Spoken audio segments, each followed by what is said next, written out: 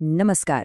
આપણને સૌને ક્યારેક ને ક્યારેક એવો વિચાર આવે છે કે શું આપણા પ્રાચીન ગ્રંથોમાં આજના જમાનાની સમસ્યાઓનો કોઈ ઉકેલ છે? તો ચાલો આજે આપણે આચાર્ય રાજેશના વિશ્લેષણના આધારે એવા જ એક સિદ્ધ મંત્ર વિશે વાત કરીએ જે કલિયુગના પડકારો સામે આપણું રક્ષણ કરી શકે છે. આ એક બહુ જ ઊંડી વાત છે. ચાલો સમજીએ. તમે જુઓ, અત્યારે ચારે બાજુ શું ચાલી રહ્યું છે. ક્યાંક યુદ્ધ તો ક્યાંક મહામારીઓ અને નાની મોટી અસંખ્ય સમસ્યાઓ તો છે જ. આ બધું જોઈને સ્વાભાવિક છે કે મનમાં સવાલ થાય કે શું આ મુશ્કેલ સમયમાં રક્ષણ માટે કોઈ દૈવીય માર્ગદર્શન આપણા શાસ્ત્રોમાં છે? તો શાસ્ત્રો શું કહે છે? શાસ્ત્રોનું માનીએ તો આપણે અત્યારે કલિયુગમાં જીવી રહ્યા છીએ, જે ખરેખર એક પડકારજનક સમય છે. અને આ કલિયુગ છે ને, એ પોતાનો પ્રભાવ ફેલાવવા માટે અમુક ચોક્કસ શરતો પર કામ કરે છે. એને સમજવું બહુ જ જરૂરી છે. એક બહુ જ રસપ્રદ વાત છે. કથા એવી છે કે કલિયુગે બ્રહ્માજી પાસે જઈને ફરિયાદ કરી. કહ્યું કે પ્રભુ, હું મારું કામ કરવા જાઉં છું, ત્યાં તો ભગવાન વિષ્ણુ અને ભગવાન શિવ ભક્તોની રક્ષા કરવા પહોંચી જાય છે. મારું કામ જ નથી થતું. એટલે એણે એવું વરદાન માંગ્યું કે એના પ્રભાવ ક્ષેત્રમાં કોઈ દૈવીય શક્તિ સીધી દખલગીરી ન કરે. તો પોતાનો પ્રભાવ જમાવવા માટે કલિયુગે શું કર્યું? એણે બહુ હોશિયારીથી અમુક શરતો રાખી. એણે કહ્યું કે જો કોઈ ભક્ત જમીન પર સીધો બેસીને પૂજા કરશે, માથે તિલક નહીં લગાવે, મોઢું સાફ કર્યા વગર જાપ કરશે કે પછી દીવો પ્રગટાવ્યા વગર એટલે કે અગ્નિની સાક્ષી વગર પૂજા કરશે, તો એ પૂજાનું બધું જ ફળ હું લઈ લઈશ. આ રીતે ભક્તોની બધી મહેનત પાણીમાં જાય છે. પણ અહીં એક સારી વાત પણ છે. કલિયુગની આ બધી શરતોની સામે ભક્તો માટે આશાનું એક કિરણ પણ છે. સ્વયં ભગવાન વિષ્ણુએ પોતાના ભક્તોની રક્ષા માટે એક વચન આપ્યું છે. એક એવું વચન જે કલિયુગના દરેક પ્રભાવને શૂન્ય કરી શકે છે. ચાલો જાણીએ કે શું છે. ભગવાન વિષ્ણુએ કલિયુગને એકદમ સ્પષ્ટ શબ્દોમાં કહી દીધું, જો તારી શરતો ભલે ગમે તે હોય, પણ એક વાત યાદ રાખજે, જેઓ મારા શરણમાં છે, જે મારા ભક્તો છે, એમની રક્ષા તો હું હંમેશા કરવાનો જ છું. આ વચન શ્રદ્ધાળુઓ માટે એક બહુ મોટું સુરક્ષા કવચ છે. અને આ રક્ષા કરવાની જે જવાબદારી છે, એ ભગવાને કોને સોંપી ખબર છે?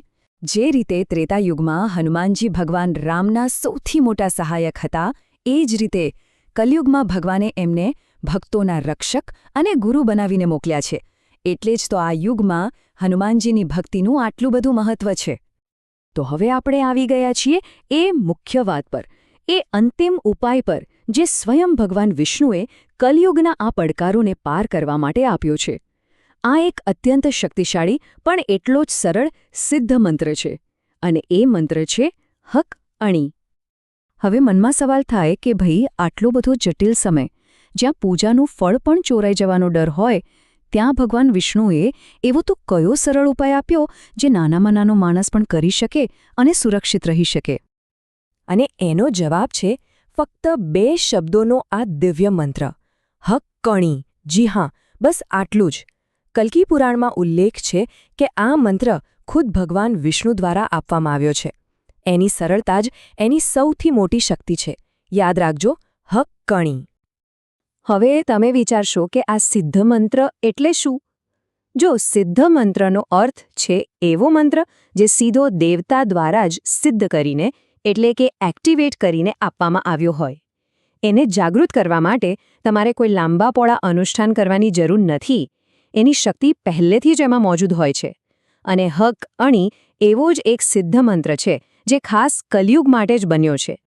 તો આ દિવ્ય મંત્ર હક અણીના જાપથી ફાયદો શું થાય? અરે, ઘણા બધા ફાયદા છે. તે રોગો અને મહામારીઓ સામે રક્ષણ આપે છે. આપણે જે દવાઓ લઈએ છીએ તેની અસર વધારે છે. કુદરતી આફતોથી બચાવે છે. અને યુદ્ધ કે શસ્ત્રોના નકારાત્મક પ્રભાવથી પણ સુરક્ષા આપે છે.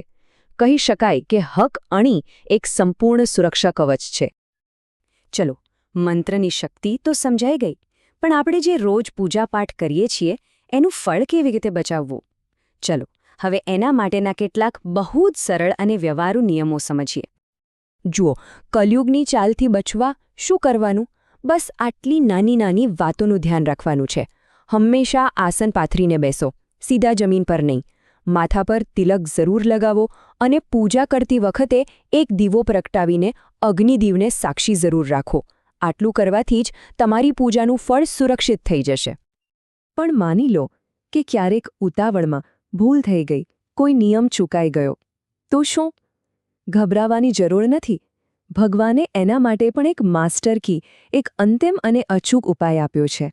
એ દરેક ભક્ત માટેનું છેલ્લું સુરક્ષા કવચ છે. અને આ છે એ સૌથી મોટો ઉપાય, સૌથી સહેલો અને સૌથી શક્તિશાળી. ભગવાન વિષ્ણુએ કહ્યું, તમે જે પણ પૂજા, જાપ કે કોઈ પણ સારું કામ કરો, એનું ફળ મનોમન મને અર્પણ કરી દો. બસ વાત પૂરી. જેવું તમે ફળ ભગવાનને સોંપ્યું, એ સીધું એમના ખાતામાં જમા થઈ ગયું. પછી કળિયુગ એને અડી પણ ન શકે. અને જ્યારે તમને જરૂર પડશે, ત્યારે ભગવાન એ ફળ તમને પાછું આપી દેશે. તો આ બધી વાત સાંભળ્યા પછી આપણા મનમાં એક સવાલ ચોક્કસ આવે છે કે આજના આ મોડર્ન જમાનામાં શું ખરેખર શ્રદ્ધા અને હકણી જેવો એક સાદો મંત્ર આપણું રક્ષણ કરી શકે છે? આ સવાલનો જવાબ આપણે સૌએ પોતાની અંદર શોધવાનો છે. આભાર.